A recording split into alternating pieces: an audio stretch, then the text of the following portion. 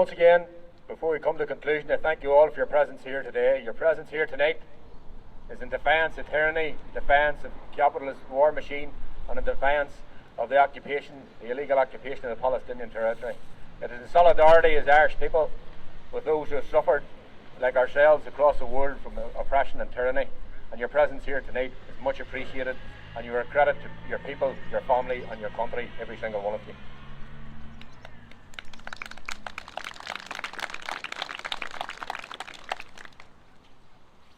We've gathered here again tonight, and if the onslaught continues, we'll gather again in days to come, and we'll continue to gather, and we'll continue to raise the issues. And I ask every one of you to do all that you can in raising the issues in whatever avenue you can, some of which have been outlined before by previous speakers, but I urge everybody to be active, to promote the cause of Palestine and support of their embattled and embittered people.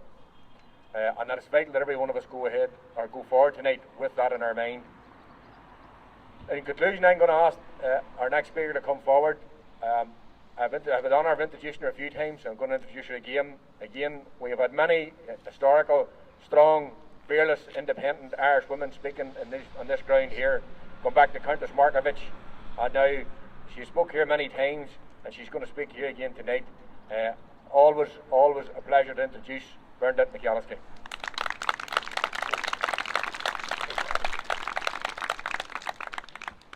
Thank you very much. Excuse my cold. You're all safe enough. I don't have COVID. I have the cough, which is on the old age. I'm not going to take much time in talking myself because John has asked me to conclude by reading a poem, and it's not just a poem. It's a poem by Roger Waters, supporter lifelong of Palestine, suffered significantly because of that support, and it's a very, very powerful humanitarian poem. Very briefly, things that I do want to say just before I read that. Everywhere and everything that moves towards some kind of resolution of conflict and injustice avoids Palestine. And Palestine goes through the heart of everything. It seems to be such a long, unfair, unequal battle. And people seem not to know what the start of it is, and to have no sense of what the end of it might be. So I would ask you all to do one thing, is to learn more about the history of Palestine and the Palestinian people. Because the fundamental problem around the Palestinian issue is that people who are not Jewish and people who are not Arab, people who were Christians, people who did not live in the Middle East, people who did not have power, but who were nation states like Britain and America and the states of Europe, took a decision out of some kind of twisted guilt, out of some kind of deviant belief that out of one global atrocity they could create power for themselves, having distorted the history of fascism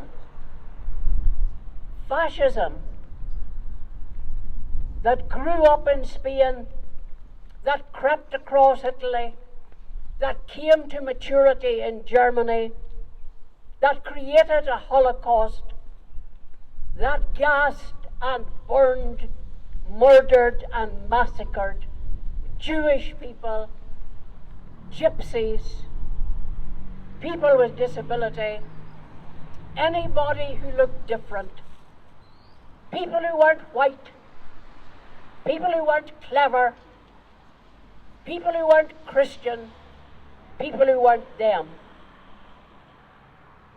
And they annihilated them like ants under their feet. And what caused that was inhumanity and fascism. Fascism is an ideology that believes some people are born, genetically born, to rule the world, and some are not good enough to be allowed to live in it. But fascism didn't start in Germany, and it didn't start, and it wasn't confined to Spain or Italy. Fascism is a disease like COVID. Fascism is in every street corner. Fascism is in every school. Fascism is in every town. A germ of a disease waiting for some poor, twisted, ignorant person to ascribe their own misfortune to the blame of somebody else they think shouldn't be here. And fascism is a seed that poisons the mind.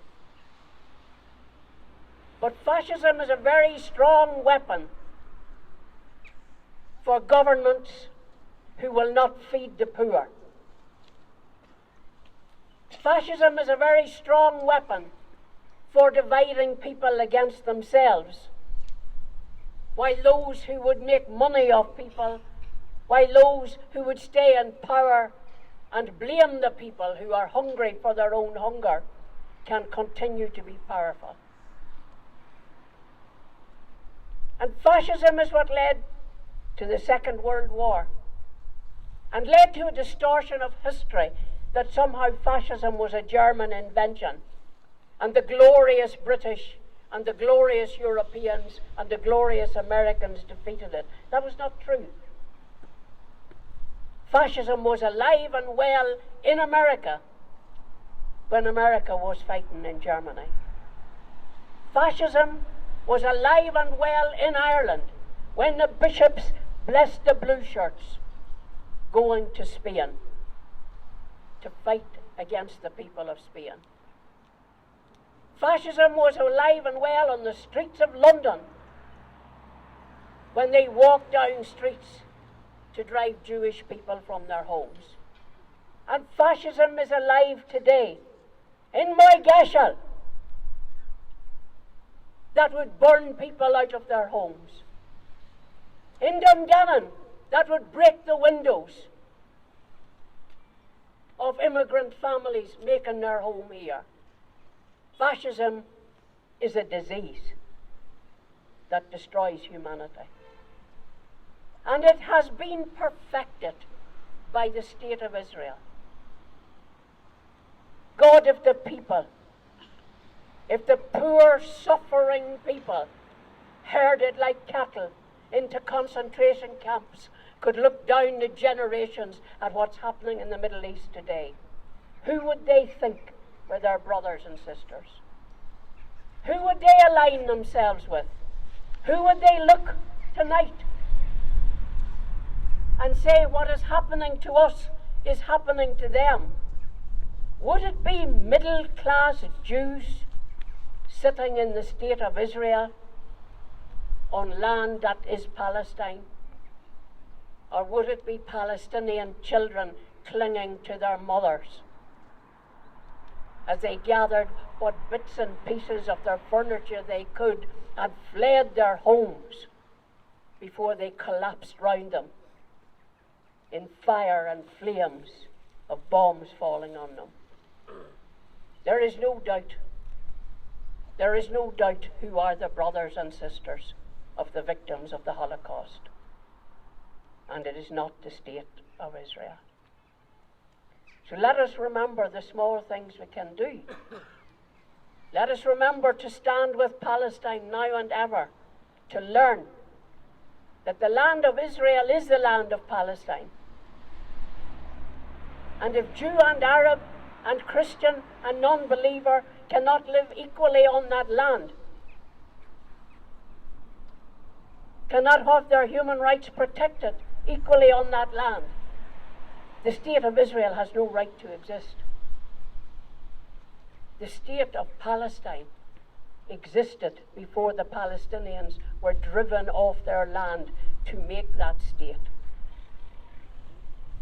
That land was partitioned and divided to create power, and it has created nothing but bloodshed and fear and torture since. And now we have a fascist state, an apartheid state, a nuclear weapons state sitting in the Middle East, untouched, unsanctioned, while the West brought Afghanistan to its knees, while the West brought Libya to rubble, while the West has virtually driven Syria off the face of the map and driven its people as refugees to the four corners of the earth to join Palestinians. Is this an anti-Zionist or an anti-Islamic world? Ask ourselves that question. Ask ourselves that question, and remember that at the end of it, are men and women and children simply trying to live their lives in Gaza under occupation with nothing and nobody to support them. I'll read this poem tonight as our last action of the evening. And I might ask you to maybe get copies of it, of John. It's a fine poem. One river. When the wind scythes through the crop and good men fall, and children, soft in mother's arms, cringe unbelieving from the desperado's casual blade. My father, distant now, but live and warm and strong, in uniform tobacco haze speaks out. My son, he says, stay not the passion of your loss, but rather keen and hone its edge, that you may never turn away, numb, brute, from bets too difficult to hedge. What price the child? Which? Yours or mine? This one at home? The baby bird in whistling bowls of pasta worms?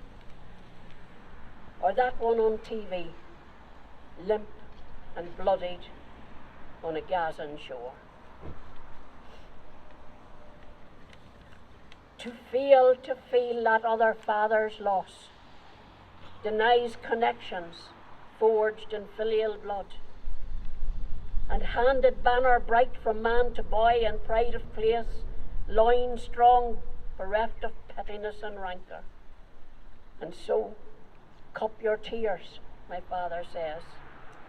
Cup that salt badge of strife, it flows from but one river. It was on that, my son, I bet my life. Roger Waters, 210. So, we shall not stand by silent and indifferent. We will not be still. We will gather on street corners. We will chain ourselves to railings. We will throw ourselves in front of king's horses, and we will speak the truth. We will not be cowed by bully boys who pose and fiddle on the hill. Shoulder to shoulder, man, woman and child, armed linked, we will remember our dead and the words of our teachers. First they ignore you, then they laugh at you, then they fight you. Then you win will ring in our ears. We shall overcome. All of us shall overcome together. or none of us can be free. Thank you.